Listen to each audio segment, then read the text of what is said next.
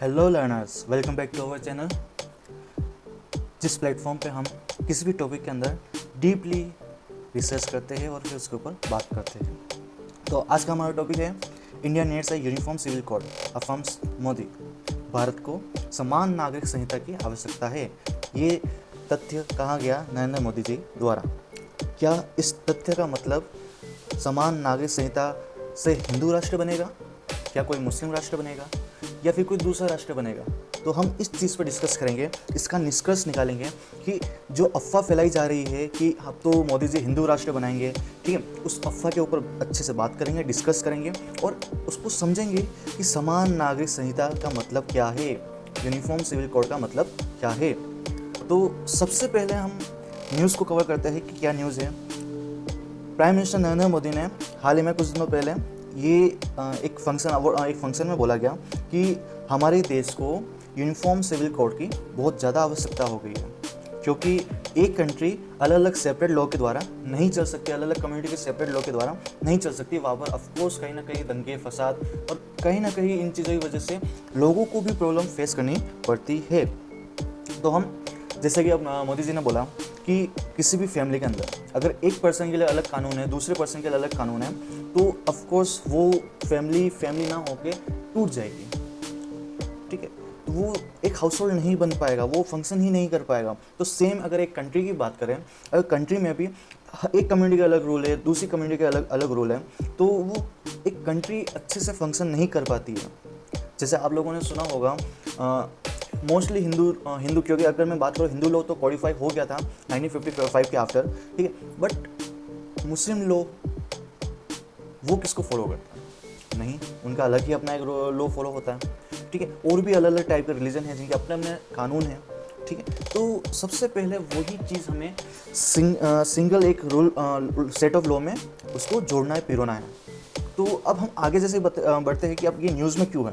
तो न्यूज़ में इसलिए है, जो 22nd लॉ कमीशन है इंडिया के अंदर, जो 22nd लॉ कमीशन बनाया गया था यूसीसी को, पूरा उस यूसीसी के बारे में पूरी डिटेलिंग करने के बारे में, ठीक है। तो उन्होंने इसके ऊपर सबसे यानी कि जून 14 2023 से उन्होंने ओपिनियंस मांगे हैं, भले वो जनरल पब्लिक हो या कोई रिकॉग्नाइज रिलीजियस इंस्टीट्यूशन हो।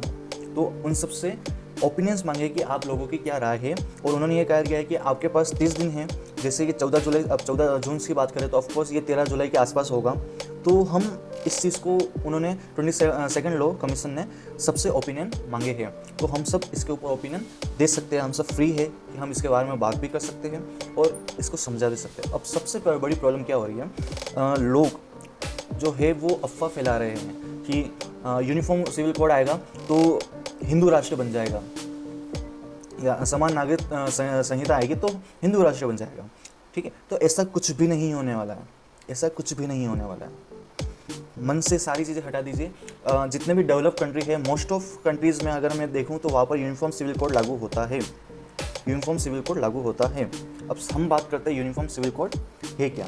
यूनिफॉर्म सिविल कोड है क्या, तो इसको समझने के लिए हमें समझना होगा कि ये कहाँ से कैसे आता है, हमारे कौन से कॉन्स्टिट्यूशन में किस जगह लिखा हुआ है, ठीक है। तो ये चीज़ हमें समझनी होगी। अब अगर मैं यूनिफॉर्म सिविल कोड की बात करूँ तो ये एक ऐसा सिंगल बॉडी लेजिस्लेशन होगा जिसके अंदर जो पूरे नेशन वाइड अप्लाई होगा, सभी रिलीजियस सेक्ट के अंदर, जो इवन किस पर्टेनिंग करते होंगे, यानी जिससे संबंध रखते होंगे, कोई भी प्राइवेट लाइफ्स, अडोप्शन, इनहेरिटेंस और मैरिज, लाइक इस तरह के जो भी हमारे सोसाइटी में वर्क फंक्शन होते हैं, इस तरह के फंक्शन से वो जो एक सिंगल सेट ऑफ लॉ होगा वो इससे रिलेट करेगा या पर्टेन करेगा।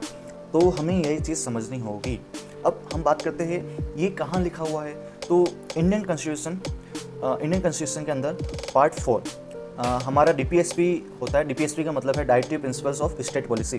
तो उसके अंदर आर्टिकल 44 कहता है, स्टेट को बोलता है कि स्टेट को हमारे एक कंट्री के अंदर यूनिफॉर्म सिविल कोड लाने के लिए प्रतिबद्ध है, यानी कि हम स्टेट को कोशिश करनी चाहिए कि एक कंट्री के अंदर, हमारी कंट्री के अंदर इस यूनिफॉर्म सिविल कोड लागू हो और वो सारे रेजिडेंट्स के ऊपर लागू हो।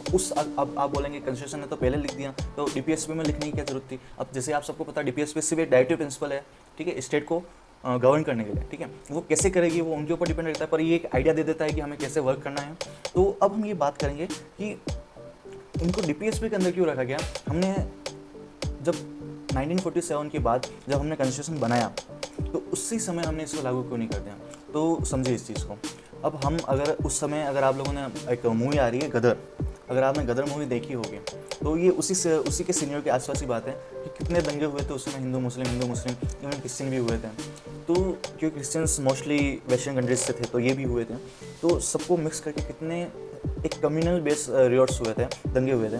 तो अगर इन दंगों को हमें और भड़काना था तो हमें उस समय यूनिफॉर्म और सिविल कोड लाते तो दंगे और भड़क जाते हैं। पर क्योंकि लोगों को पता नहीं है एक्चुअल में यूनिफॉर्म सिविल कोड क्या है, अभी भी अगर मैं अभी की भी बात करूँ तो लोगों को नहीं पता चल रहा है कि यूनिफॉर्म सिविल कोड है क्या। इसलिए वो बोल रहे हैं हम तो हिंदू राष्ट्र बनाएंगे। हम एक ऐसी कंट्री बना रहे हैं जहाँ पर सारे रिलीजन पीसफुल रहे हैं, कोई एक रिलीजन किसी और रिलीजन के ऊपर डोमिनेट ना करे। तो इस प्रकार के एक कंट्री बनाने के लिए हमें चाहिए यूनिफॉर्म सिविल कोड। अब सबसे पहले समझो यूनिफॉर्म क्या है। तो यूनिफॉर्म मतलब इक्वली बात हो रही है, ठीक है। यूनिफॉर्म मतलब इक्वली, यानी कि रेजिडेंट्स को एक इक्वली ट्रीटमेंट मिलेगा। सारे रेजिडेंट्स होंगे जो भी हमारे इंडिया में रहते होंगे, वो किसी भी रिलीजन से बिलोंग करें, फिर उनको पूरा नेशन वाइड उनके जो लॉज होंगे वो सब सेम रहेंगे। यानी उनको शादी कैसे करनी, मतलब शादी में अगर आप लोगों ने देखा होगा तो जैसे अगर मैं बात करूँ, अगर हिंदू के अंदर बात करूँ तो पहले एक बेटी, अपने एक पिता की बेटी को राइट्स नहीं थे उनकी प्रॉपर्टी इनहेरिट करने के, पर धीरे धीरे कानून बने उनके ऊपर, वो हिंदू लोग कोडिफाई हुआ, उसके अंदर फिर ये कानून भी ऐड किए गए। तो सेम वैसे ही मुस्लिम्स के अंदर ट्रिपल तलाक की बात करूँ मैं तो most valuable decision of Modi government 2019 के अंदर लिया गया था। ट्रिपल तलाक के ऊपर उन्होंने बिल पारित किया था। तो अब इस प्रकार से कुछ लोग बोलेंगे नहीं नहीं हमारे लिए तो फ़ायदा हुआ, और कुछ बोलेंगे नहीं नहीं हमारे लिए तो नुकसान हुआ। तो हमें यही चीज़ समझाने की ज़रूरत है, हमें लोगों को एजुकेट करने की ज़रूरत है। लोग एजुकेट नहीं हो रहे हैं तो हमें ये चीज़ समझने की ज़रूरत है। नीड ऑफ यूसीसी मतलब यूनिफॉर्म सिविल कोड। तो हमें ज़रूरत क्यों है?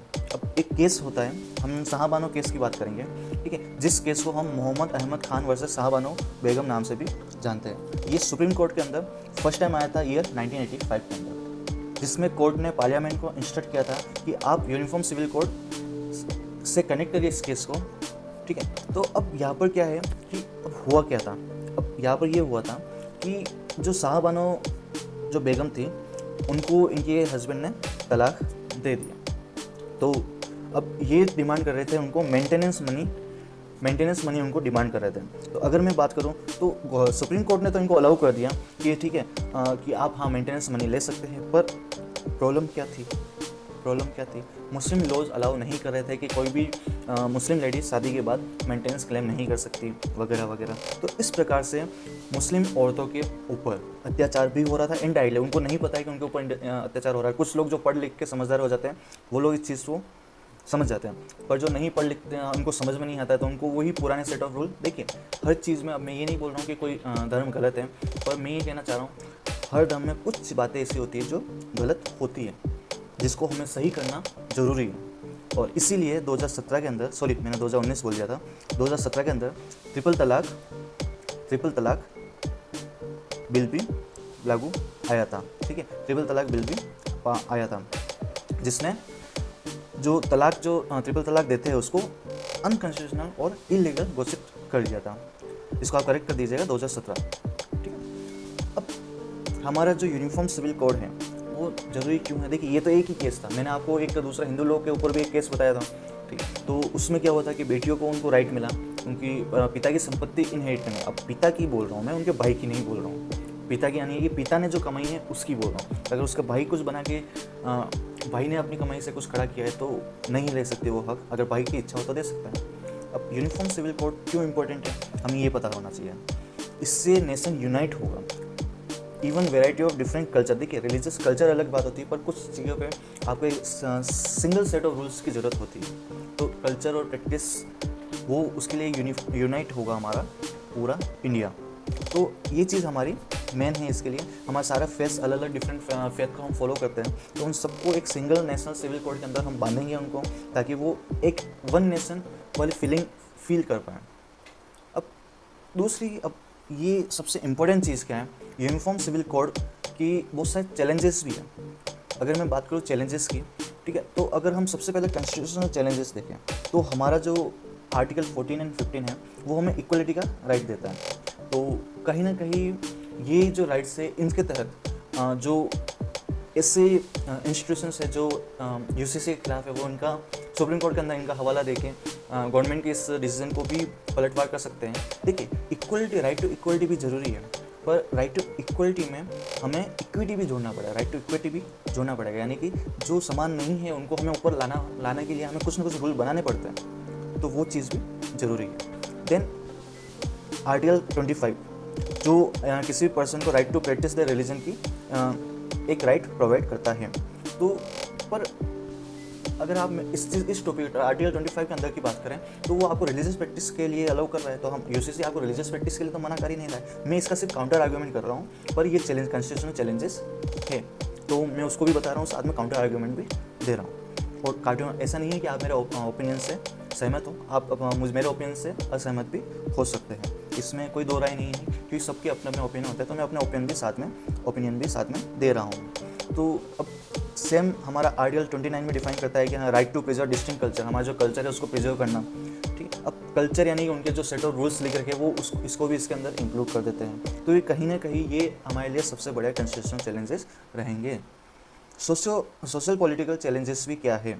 अब सोशल पॉलिटिकल चैलेंजेस भी यहाँ पर ये आ जाता है कि जो माइनॉरिटीज़ है, जो हमारे जो माइनॉरिटीज़ है वो ये फील कर सकती है कि हमारे कल्चर के साथ जो यानी हमारे ऊपर मेजॉरिटी जो कल्चर है वो थोपा जा रहा है। पर आप सहमत रहिए, ऐसा कुछ भी नहीं है। डेवलप कंट्रीज़ में भी यूनिफॉर्म सिविल कोड लागू हो रहा है। अगर मैं बात करूँ इंडिया के अंदर भी, गोवा के अंदर यूनिफॉर्म सिविल कोड लागू हो चुका है, वहाँ पर भी सब सिस्टमेटिक चल रहा है। उत्तराखंड में लागू करने की सोच रहा है, उनकी कमेटी भी बन चुकी है। तो ये सब सिस्टमेटिक रहेगा, पर आपको समझने की ज़रूरत होगी। तो आज का हमारा टॉपिक यही समाप्त होता है। धन्यवाद। जय हिंद, जय भारत।